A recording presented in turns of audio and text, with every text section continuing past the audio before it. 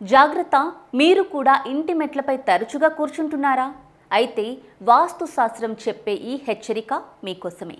చాలామందికి ఇది చిన్న విషయం అనిపించవచ్చు, కానీ వాస్తు నిపుణుల ప్రకారం ఇంటి మెట్లు కేవలం పైకి వెళ్ళే మార్గం మాత్రమే కాదు, ఇంట్లో శక్తి ప్రవాహానికి కీలక దారి.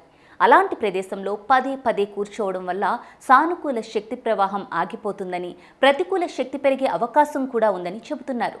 దీని ప్రభావం ఎలా ఉంటుందంటే, ఇంట్లో ఒత్తిడి పెరగడం, చిన్న చిన్న విషయాలకు గొడవలు రావడం, మానసిక ఆందోళన అధికం కావడం, అంతేకాదు ఆర్థికంగా కూడా సంపాదించిన డబ్బు నిలవకపోవడం, అనవసర ఖర్చులు పెరగడం వంటి సమస్యలు రావచ్చని విశ్వసిస్తారు. కుటుంబ సంబంధాలపై కూడా దీని ప్రభావం ఉంటుందని, ఇంట్లో ప్రశాంతత తగ్గి తరచూ కలహాలు, అసహనం పెరిగే పరిస్థితులు ఏర్పడవచ్చని పండితులు సూచిస్తున్నారు. అందుకే మెట్లను విశ్రాంతి స్థలంగా కాకుండా శక్తి ప్రవాహ మార్గంగా చూడాలని వాస్తు సూచిస్తోంది.